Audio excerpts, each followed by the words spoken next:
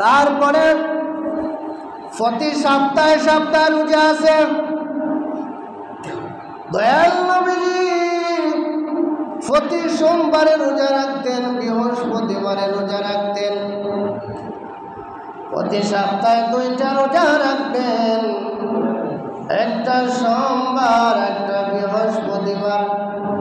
সোমবার হলো দয়াল নবীজির আগমনের দিন, আর বৃহস্পতিবার হলো আমরা এক সপ্তাহে যত আমল করি, আমল নামার মধ্যে যা কিছু লিখিত করেন, এক সপ্তাহে প্রতি বৃহস্পতিবার আসরের সময় আমাদের আমল নামাগুলো আল্লাহর দরবারে তোলা হয়।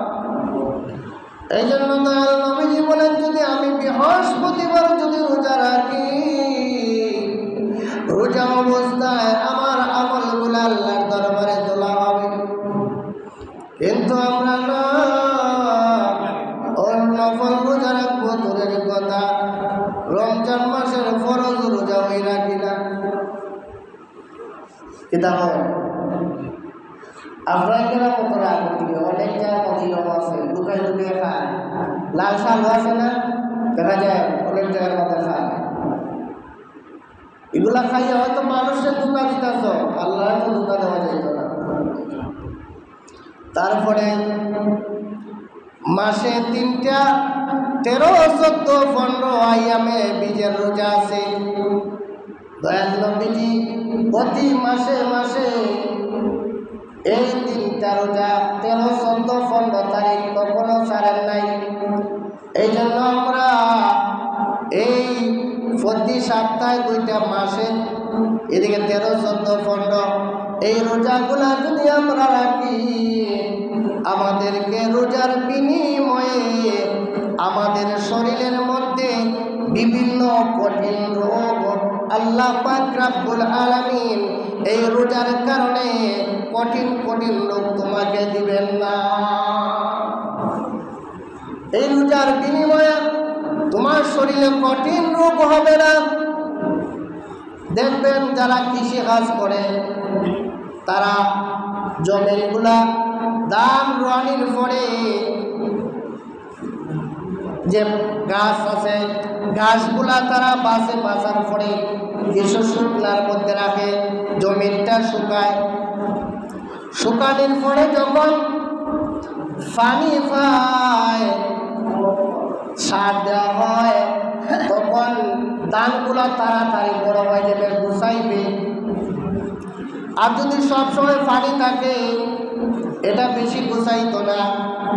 আর যেখানের মধ্যে ছায়া থাকে, যেখানে গাছের ছায়া থাকে, গাছের ছায়ার নিচে যদি কোনো ধান ক্ষেত ফলায়, তাহলে দেখবে সোজা হবে, ধান হবে না। এই জন্য সূর্যের তাপ আমাদের জন্য উপকার। আল্লাহ পাক রব্বুল আলামিন দুনিয়ার মধ্যে যা কিছু সৃষ্টি করেছেন, সব কিছু একমাত্র আমাদের উপকারের জন্য। ফাবিআইয়ি আলাই রাব্বিকুমা তুকাজ্জিবান, আমরা আল্লাহর কোন নিয়ামতের অস্বীকার করব?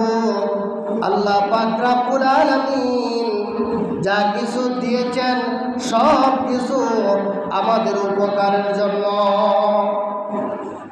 প্রত্যেকটা জিনিসের শুকরিয়া আদায় করতাম, ভালো হোক খারাপ হোক, আমরা আল্লাহর শুকরিয়া আদায় করতাম। আল্লাহ আমাদেরকে অনেক সুখে রাখছেন, শান্তিতে রাখছেন। কিন্তু যারা দুনিয়া পরিচালনা করছেন, তাদের জীবনে আমরা পড়ি না, তাদের জীবনে পড়লে দেখা যায় উমর রাদিয়াল্লাহু তাআলা অর্ধ জাহানের খলিফা ছিলেন, কিন্তু উনি ঈদের দিন কি করতেন? তারা দুনিয়ার মধ্যে বেহেশতের সার্টিফিকেট পেয়ে গেছেন, তারপরে যখন ঈদের দিন আসলো,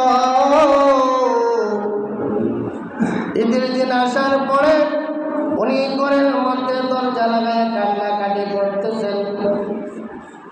আবু হুরায়রাকে ডাকলেন, আরে ওমর, সবাই ঈদগাহে চলে যাচ্ছে, তুমি কেন ঈদগাহে যাও নাই? তুমি কেন কান্নাকাটি করতেছ? তখন ওমর রাদিয়াল্লাহু তাআলা বললেন, ওগো আবু হুরায়রা, আমি রমজান মাসে ইবাদত করেছি, আল্লাহ আমাদের ইবাদত কি কবুল করেছেন। যদি বলেন ওরে ওমর, তোমার ইবাদত আমার জন্য কবুল হয় না, তাহলে তো আমার জন্য ঈদ নয়, গুনাহগারের জন্য ঈদ নয়, যাদেরকে আল্লাহ বোনাস দিবেন তাদের জন্য ঈদ।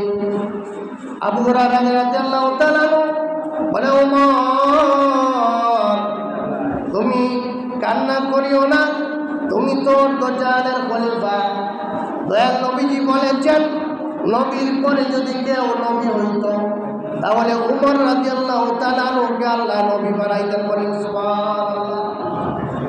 তারপরে আমরা আল্লাহর কেমন ইবাদত করি, আর তারা দুনিয়ার মধ্যে বেহেশতের সার্টিফিকেট পাইছেন, তারপর আল্লাহরে কত ভয় করেন, দুজকের আগুনকে কত ভয় করেন, কিন্তু আমরা ভয় করি না।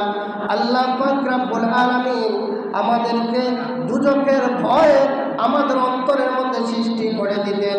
কাল হাসরের ময়দানের ভয়াবহতা আমাদের অন্তরের মধ্যে আল্লাহ ঢুকাই দিতেন। আল্লাহ পাক রব্বুল আলামিন যেন আমাদেরকে আমল করার মতন, বুঝার মতন তৌফিক দেন। সবাই বলেন আমিন।